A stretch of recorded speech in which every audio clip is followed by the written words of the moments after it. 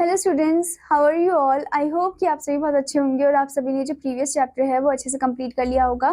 So now let's move into the chapter number 13 and the chapter name over here is the earth our home. सो student, इस चैप्टर में हम जानेंगे हमारे प्लैनेट अर्थ के बारे में, यानी कि जो हमारा क्या है, हमारा घर है। हम अपने प्लैनेट अर्थ में रहते हैं, ठीक है। हमारे प्लैनेट अर्थ को एक और नाम से बुलाया जाता है जो कि है ब्लू प्लैनेट। क्यों ब्लू प्लैनेट बुलाया जाता है? क्योंकि इसमें ज्यादातर क्या है, पानी है, ठीक है, because it is covered with water. Okay, so let's know about this chapter in detail. Okay, let's start the chapter. But before starting the chapter, here you can see the learning objectives. After completing this chapter, we should be able to know, इस chapter को complete करने के बाद हम जानेंगे that earth has places covered with water and land, कि अर्थ में कुछ ऐसी जगह है जो वाटर और लैंड से कवर्ड है। Next one, the meaning of plains, desert, hills, mountain, river and seas, इन सब के मीनिंग के बारे में हम जानेंगे, ठीक है। Now here comes the introductory question where you can see the mountains and rivers. कहाँ पर आप mountains और river को देख सकते हो? That is the earth only, planet earth. Okay, so let's start the chapter. The earth is our home. We live on the earth. The earth is made up of land, water and air. The ground we walk on is land. The earth is also the home of animals and plants. अब यहाँ पर ये बताया गया है कि हमारा जो प्लैनेट अर्थ है वो हमारा क्या है, घर है, ठीक है, जिसमें हम रहते हैं। हम अपने प्लैनेट अर्थ में रहते हैं और अर्थ जो है वो किसका बना है? लैंड का, यानी कि जमीन का, पानी का और हवा से बना है, ठीक है। The ground we walk on, मतलब जिस ग्राउंड पे हम चल रहे हैं वो लैंड है अर्थ का। अर्थ जो है वो घर है किसका? एनिमल्स का भी और प्लांट्स का भी, ठीक है। Now look at the picture and right the name of land areas. आपको पिक्चर्स को ध्यान से देखना है और लैंड एरियाज का नाम लिखना है, ठीक है। जैसे कि ये रिवर साइड हो गया तो यहाँ पर आप रिवर लिखोगे, ठीक है। ये डेजर्ट हो गया तो यहाँ पर आप डेजर्ट लिखोगे, ओके। ऐसे ही आपको यहाँ पर माउंटेन साइड दिया है तो ये माउंटेन लिखोगे। इधर आपको प्लेन एरिया दिया है तो यहाँ पर आप प्लेन्स लिखोगे, ठीक है। तो इनको आपको कंप्लीट करना है, okay student. Now student, let's start the chapter. The land on the earth looks different on different places. अब जो land है हमारे planet earth का वो एक जैसा नहीं होता है, वो different होता है different जगहों में, ठीक है। जैसे कि आपको यहाँ पर first दिया है plains. The flat surface of the earth is called the plains. जो flat surface होता है हमारे planet earth का उसे हम plains बोलते हैं, ठीक है। जैसे कि आप यहाँ picture में भी देख सकते हो, this is the plain side. Okay. Now next is mountains.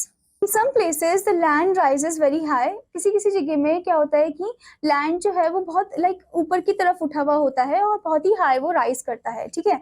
These are called the mountains. तो इसको हम क्या बोलते हैं? माउंटेन, यानी कि पहाड़ बोलते हैं, ठीक है। तो जैसे कि आप यहाँ पर देख सकते हो, this is the land which is राइज्ड above, okay, और इसको हम क्या बोलते हैं? माउंटेन्स बोलते हैं, ठीक है student. Now the next one is deserts. A large area of land is covered by sand. Such area is called the desert. मतलब कि एक large area of land जो कि मिट्टी से covered है, तो उस area of land को हम क्या बोलते हैं? desert, यानी कि रेगिस्तान बोलते हैं, ठीक है। जैसे कि आप यहाँ पर इस पिक्चर में भी देख सकते हो, this is desert, okay? जहाँ पर आप देख सकते हो कि बहुत सारा sand है, ये sand से पूरा covered है, okay? और यहाँ पर ship of the desert यानी कि camel भी रहता है, ठीक है। Now the next one is hills. Hills. Some places of land do not rise as high as mountains. Such places are called the hills. कुछ ऐसी भी जगह होती है जो इतनी ऊंचाई तक नहीं उठी होती जितना माउंटेन्स होता है, तो उन प्लेसेस को हम क्या बोलते हैं? हिल बोलते हैं, ठीक है। जैसे कि आप यहाँ पर देख सकते हो इमेज ऑफ हिल, ठीक है। इतने ऊंचे नहीं होते हैं, इनकी जो टॉप लेयर आपने यहाँ पर देखा, ये इतने नुकीले फॉर्म में नहीं होते जितना माउंटेन का होता है, ठीक है, ये स्टीप फॉर्म में नहीं होता है। Now next one is grasslands. In some places, a large part of land is covered with grass. Such places are called grasslands. अब एक जगह है जहाँ पर जो लैंड है वो पूरा घास से कवर्ड है, यानी कि ग्रास से कवर्ड है, ठीक है। तो उस प्लेसेस को हम क्या बोलते हैं? ग्रासलैंड बोलते हैं, ठीक है। जैसे कि आप यहाँ पर देख सकते हो ग्रासलैंड, यहाँ पर आप देख सकते हो कि पूरा जो लैंड एरिया है वो ग्रास से, यानी कि घास से कवर्ड है, ठीक है student. Many kind of animals live in grasslands. बहुत सारे अलग अलग टाइप के जो जानवर है वो रहते हैं ग्रासलैंड में, जैसे कि लायन भी रहता है, डियर भी रहता है, ठीक है। Now next is the earth is also covered with water, rivers, ponds and seas. अब हमारा जो प्लैनेट अर्थ है वो वाटर से, रिवर से, पॉन्ड से, सीज से भी कवर्ड है, ठीक है। जैसे कि आप यहाँ पर देख सकते हो, a pond is a small body of water. जो पॉन्ड है वो बहुत ही छोटा सा बॉडी है वाटर का, ठीक है। जिसमें कौन कौन होता है, जिसमें फ्रॉग होता है, लोटस भी आपको देखने को मिलता है, ठीक है। Now next is a river is a large stream of flowing water. River एक large stream of flowing water है जो कि माउंटेन के जरिए आती है, ठीक है। और इसमें आप देख सकते हो कि जो पानी है वो ठहरा हुआ नहीं होता, जैसे पॉन्ड में ठहरा हुआ होता है, ठीक है। इसमें पानी एकदम चलता रहता है, फ्लो रहता है उसका, ठीक है। Now next one is sea, यानी कि समुद्र। A sea is very large part of the earth covered with salty water. Sea काफी बड़ा पार्ट है, ठीक है, अर्थ का, और ये कवर करता है किसको, सॉल्टी वाटर को, ठीक है। मतलब इसमें बहुत ज्यादा खारा पानी है, okay. Now here you can see the all scene of the forest area, and you can also see, यहाँ पर आप देख सकते हो pond area, ठीक है, जहाँ पर फिशिंग हो रही है, जहाँ पर आप देख सकते हो जो पर्सन है ये फिश को पकड़ रहा है, ठीक है। इधर आपको दिया है student air. Air is everywhere on the earth. जो एयर है वो हर जगह है हमारे प्लैनेट अर्थ में। It is the home of all living things. ये सभी लिविंग थिंग्स का घर होता है, ठीक है। Many kind of plants and animals live on the earth. बहुत सारे तरीके के जो प्लांट्स और एनिमल्स है वो हमारे प्लैनेट अर्थ में रहते हैं, ठीक है। They need clean air and water to live. उनको क्लीन एयर और वाटर चाहिए होता है रहने के लिए। We also need clean air, water and land to live. हमें भी क्लीन एयर, वाटर और लैंड चाहिए होता है रहने के लिए, ठीक है student. We also need land to build our homes and grow crops. और हमें लैंड चाहिए होता है अपना घर बनाने के लिए, क्रॉप्स को ग्रो करने के लिए, ठीक है।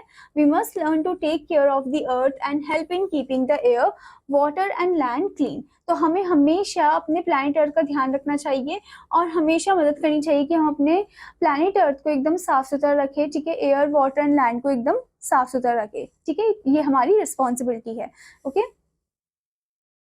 Now student, as we have read this chapter, now let's move to the summing up point. First point is the earth is the home of all living beings. Next one, the earth is made up of land, water and air. Next is the flat surface of the earth is called the plains. Next one, area of land that covered by sand is called desert. Next is river is large stream of flowing water.